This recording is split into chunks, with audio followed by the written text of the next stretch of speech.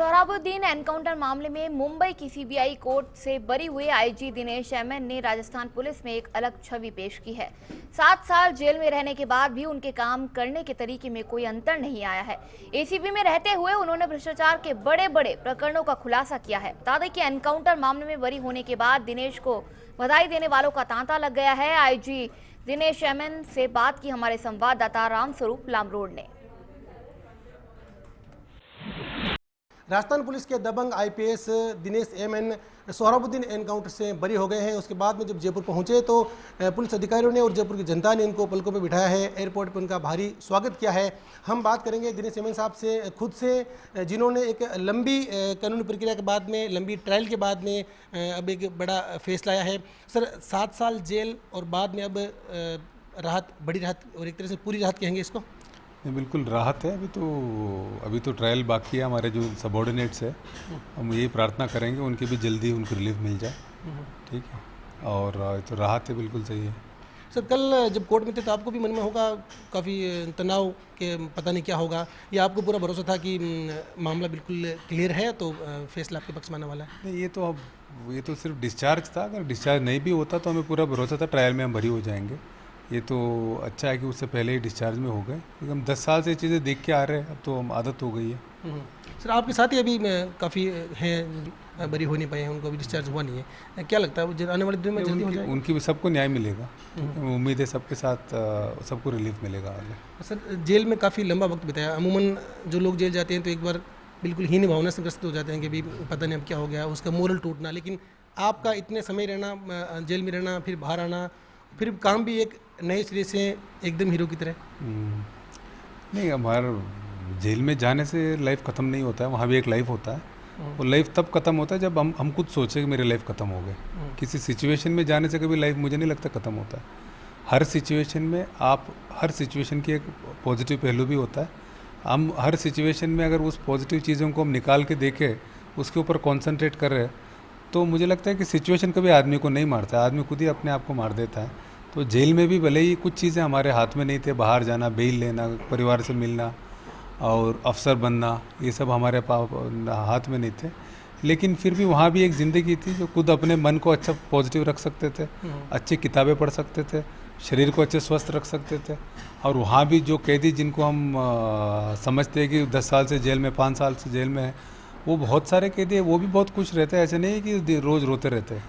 हर जगह अपने आप में एक अपनी जो जहाँ रह रहा है आदमी, एक अपना मीनिंग ढूंढ लेता है, उसमें वो आदमी मतलब मस्त रहता है। जो हर सिचुएशन में मुझे नहीं लगता है कि जब तक हम चाहे तो कोई आदमी टूट नहीं सकता है।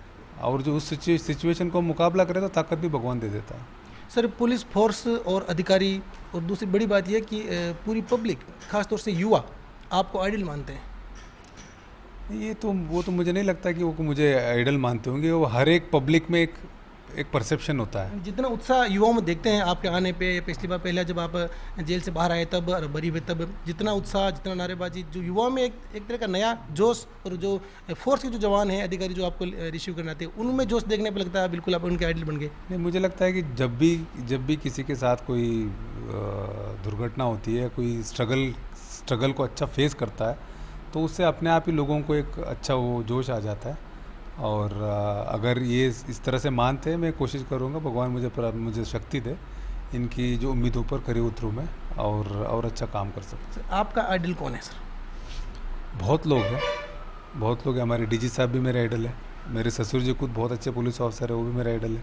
राजस्थान पुलिस में बहुत अच्छे ऑफिसर है, सब आइडल है। आइडल के लिए हमें कोई सीनियर ऑफिसर की ज़रूरत नहीं है। हमारे बहुत सारे सिपाही है, ठीक है, सिपाही है, उनमें भी जो जज्बा है। हमारे बहुत सारे ऑफिसर्स हैं, एडिशनल एसपी, डीवाईएसपी, तो बहुत लोग हैं। हर आदमी से कुछ ना कुछ सीखने को मिलता है।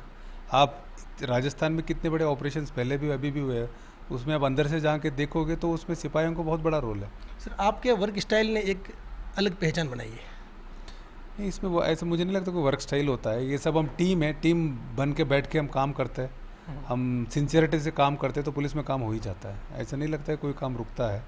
और ये पुलिस में पूरा टीम है, ये तो पूरा टीम होता है। आपको एक चेहरा दिखता होगा, लेकिन हमेशा हर काम के पीछे पूरा टीम रहता है।